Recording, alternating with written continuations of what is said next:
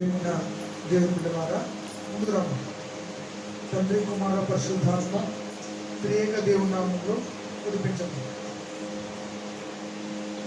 32వ దావీదు కీర్తన చదువుకున్న తన అతిక్రమములకు పరిహారం పొందినవాడు, తన పాపములకు ప్రాయశ్చిత్తం పొందినవాడు, యెహోవా చేత నిర్దోషి అని పిలువబడినవాడు, ఆత్మలో కపటం లేనివాడు ధన్యుడు. క్రీస్తునందు ప్రియమైన దేవుని బిడ్డలారా, తండ్రి కుమార పరిశుద్ధాత్మ త్రియేక దేవుని నామంలో మరి అతిక్రమములను దాచిపెట్టువాడు వర్ధిల్లుడు అనేది. మరి మన జీవితంలో ప్రతి శుక్రవారం కూడా ప్రభువునందు ఉపవాసం ఉండి ప్రార్థన చేయటకు ప్రతిదినము ఉదయము, మధ్యాహ్నము, సాయంత్రము ప్రభువును ఆరాధించాలి. అందుకే అంటున్నాడు ఇక్కడ ఏమంటున్నాడంటే, నేను మౌనిగా ఉండగా దినమంతయు నేను చేసిన ఆర్తధ్వని వలన నా ఎముకలు క్షీణించిపోయినాయి. దావీదు మహారాజు అంట గొప్ప ఆరాధికుడు ఈ లోకంలో ఇవ్వలేదు. మనమంతా కూర్చొని ఒక గంట ప్రార్థన చేస్తామా? చేయలేదు. ఒక గంట చేసిన వల్ల నిద్ర వస్తుందని మనం నిద్ర పోతాం కదా. అందుకే అంటున్నాడు, అతిక్రమములను దాచిపెట్టకుండా యేసు ప్రభుని దేవుడని ఒప్పుకోవాలి. మరి అన్నీ ఉన్నా కూడా కొన్నిసార్లు ఏదో మన జీవితంలో కొద్దుగా ఉన్నట్లు ఉండదు. అందుకే అంటున్నాడు కీర్తనకారుడు, దేవా నేను పాపము చేయకున్నట్లుగా నీ వాక్యమును నా హృదయంలో ఉంచుకొని ఉన్నాను. కాబట్టి దేవుని శక్తి ఎటువంటి శక్తి అంటే, మనుషులను మార్చాలంటే దేవుడే మార్చగలడు. ఈ 40 రోజుల ఉపవాస ప్రార్థనకు మీరు రాలేదు, కానీ దేవుడు అనేక మంది నాకు ఫోన్లు చేసి చెప్తున్నారు, అన్న మా ఇంట్లో ఈ అద్భుతం జరిగింది, మా ఇంట్లో ఈ ఉద్యోగం వచ్చింది, మా ఇంట్లో ఇలా జరిగిందని. కానీ నేనేమంటున్నానంటే, అది జరిగితేనే నువ్వు దేవుణ్ణి ఆరాధిస్తావు అంటే ఆ ఆరాధన వెళ్తావు. జరిగినా జరగకపోయినా ప్రభువును స్తుతించాలి. ఇక్కడ అంటున్నాడు, యెహోవా చేత నిర్దోషి అని చెప్పబడిన వాడే ధన్యుడు. అందుకంటాడు, ఆత్మలో కపటం లేనివాడు ధన్యుడు. ఆత్మలో ఏముండవుదమ్మా? కపటం ఉండవదు. తర్వాత ఇంకొక మాట, మంచి మాట అంటాడు, మనుష్యుడా ఏది ఉత్తమమో అది నీకు తెలుసు. ఎట్లుండాలో ఒక మనిషి కనికరమును ప్రేమించాలి, దీన మనస్సు కలిగి ఉండాలి, తర్వాత దేవుని చేత వాడబడాలి. మరి ఒక రాజు అంటున్నాడు, నాకు రాజ్యం అంతా ఉంది, నాకు సేవ చేయడానికి 100 మంది చెలికత్తెలు చెలికాండ్లు ఉన్నారు, కానీ నాకు ఎందుకో రాత్రి అయితే నిద్ర పట్టదు అన్నాడు. అప్పుడు ఆ రాజుకి నాలాంటి ఒక దైవజనుడు పోతూ ఉంటే, ఎందుకు నిద్ర పట్టకుండంటే, ఆ దైవజనుడు ఏం చెప్పినాడంటే, నువ్వు నీ రాజ్యంలో పడుకోకుండా నీ రాజ్యం పక్కన ఉన్న ఒక హాల్లో పడుకో అని చెప్పినాడు. సరే అని వెళ్ళి ఆ రాజు అక్కడ పడుకున్నాడు. ఆ రాజు అక్కడ నిద్రపోతూ ఉంటే దేవుడు దర్శనంలో చూపించాడు. ఏమనంటే, ఇదిగో ఇవన్నీ కూడా నీ సొంతము కావు, అయితే ఇలా చాలా బాధపడే వాళ్ళు ఉన్నారు, నేను నీకు ఇవన్నీ ఇచ్చినా కానీ ఇది కూడా లేని వారు ఉన్నారు. అందుకే అంటున్నాడు, ఏమన్నాడు, పాపములను విడిచిపెట్టాలి. ఒక మీలాంటి ఒక స్టూడెంట్స్ కోసం ప్రార్థన చేసినప్పుడు ఏమంటారంటే, ఆ ప్రార్థన చేసినప్పుడు మాత్రం మౌనం ఉంటారు, తర్వాత ఏం చేస్తారు, వాళ్ళు మళ్ళీ లోకంలో వెళ్ళిపోతారు. అందుకే నేను ఏమంటానంటే, లోకానుసారమైన జీవితం మనం జీవించకూడదు. మేము కూడా సేవకులం ప్రార్థన చేస్తూ ఉంటాం, ఇప్పుడు ఇక్కడికి రావాలంటే చాలా కష్టం, కానీ దేవుడు నడిపిస్తాడు. కాబట్టి నడిపించే దేవుడు మీ ఆసక్తిని బట్టి గొప్పది. ఎందుకంటే వచ్చేవారు ఏమైనా చెప్పిపోయి ప్రార్థన చేసుకుంటారు, కానీ వినేవారు ఉండాలి కదా. అట్లా అందుకే అంటున్నాడు. చూడండి, ఇంకొక మాట్లాడుతాడు, ఏమంటాడుంటే 91వ దావీదు కీర్తనలో, శ్రమలో నేను అతనికి తోడై ఉండదు. మన బాధలు ఎవరికైనా చెప్పు, తీరుతాయా? చెప్పండి, నువ్వు చెప్పు, 1 కోటి మందికి చెప్పు, వాడు నవ్వుతాడే కానీ అదే రహస్యమందు చూచుచున్న యేసు ప్రభుకు ప్రార్థన చేస్తా. అందుకే ప్రార్థనలో శక్తి ఉంది, ప్రార్థనలో బలం ఉంది. ప్రార్థనలో అన్నా ఏం చెప్తావులేనా, ప్రార్థించి మోకాళ్ళు అరిగిపోయా, చేతులు అరిగిపోయా, కాళ్ళు అరిగిపోయా, ఆశీర్వాదం మాత్రం రాదు.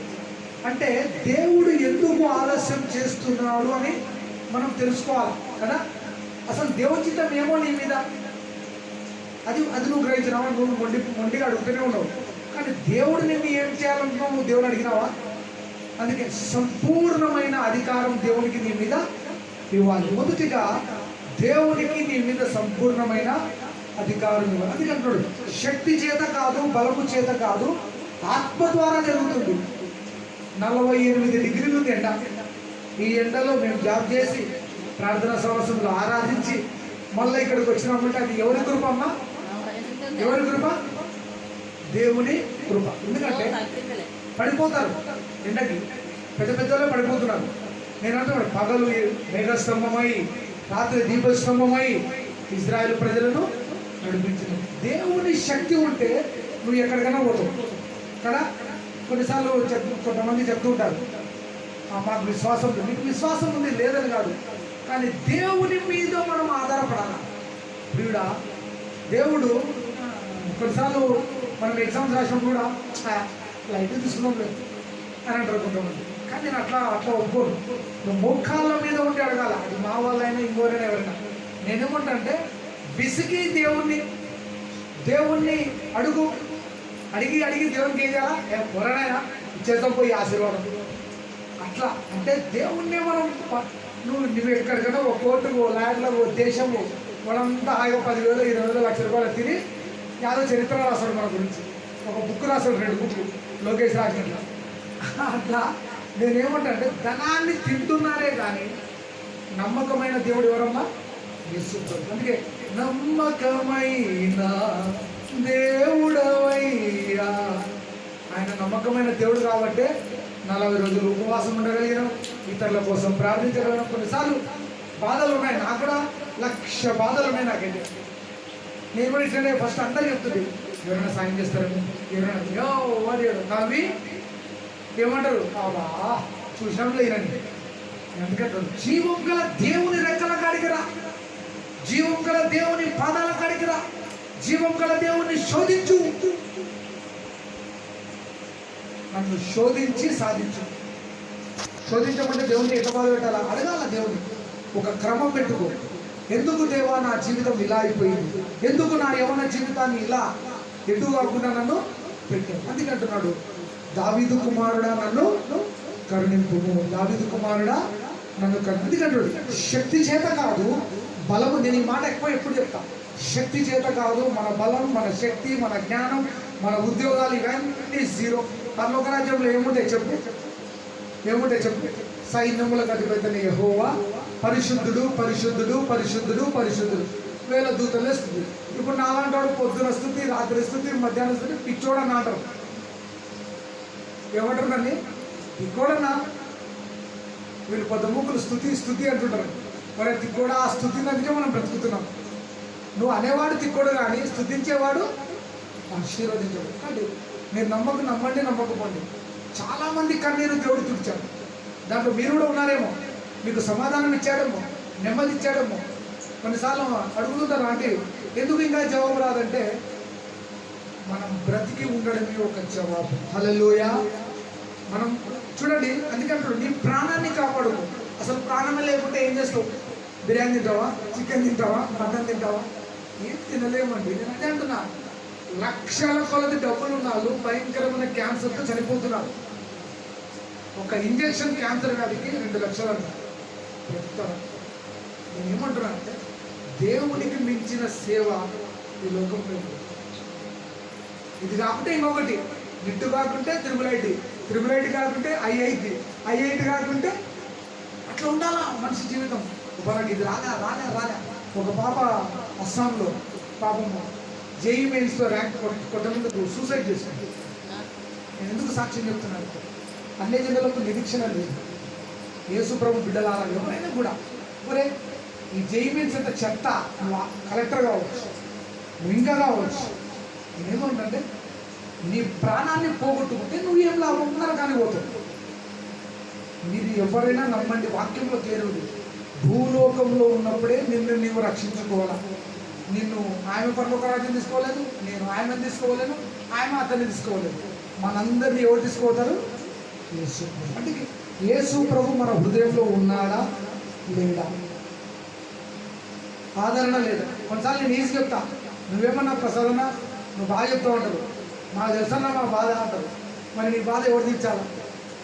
అందుకే దేవుడు ఒక ద్వారాన్ని తెలుస్తాడు నీకోసం. నీకు ఇష్టమైన దేవుడు ఇస్తాడు. రొట్టెని అడిగితే ఏమి ఇస్తాడు?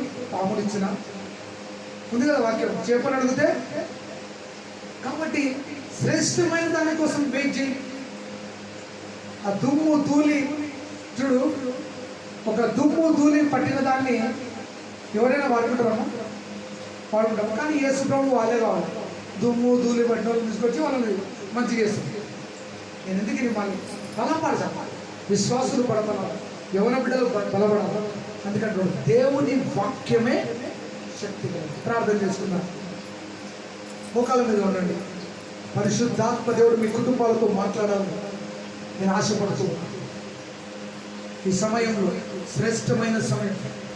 దేవుని స్తుతించు. పరిశుద్ధుడానికి స్తోత్రం, అద్భుతకరుడానికి స్తోత్రం, ధవలవరుడానికి స్తోత్రం, రత్నవరుడానికి స్తోత్రం. తండ్రి, మోకాళ్ళ అనుభవం నేర్పునాయి. ఎందుకు ఓడిపోతున్నావు? ఎందుకు కొన్ని విషయాలు జయించలేక? అది ఆర్థికం, అనారోగ్యం, భార్యాభర్తల మధ్య సమాధానం కలుగును కనుక ప్రభా, ప్రార్థనలో శక్తి లేదనుకుంటారు. ప్రార్థనలో శక్తి దొరైనా ఒకవైపు మాకు కార్యం జరగలేదు, 7 మార్గాలు మా కోసం తెలుస్తావు ప్రభా. తండ్రి నీకు స్తోత్రం, స్తోత్రం, స్తోత్రం, స్తోత్రం ఆయన. తండ్రి నీకు స్తోత్రం. ఆదరణ కర్తవు, అనాథునిగా విడువవు, నీ తోడు నాకుండగా ఒంటరిని కానిన్నడు, ఒంటరిని కానిన్నడు. అల్పుడనయ్యున్న నన్ను చేరదీసితివే, అనాదిని సంకల్పమే నన్నిల బలపరచలే. ఆనందభరితుడనై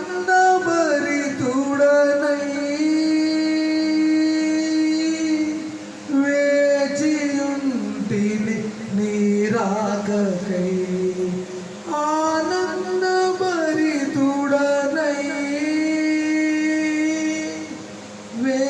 వేచియుంటిని నీ రాకకై.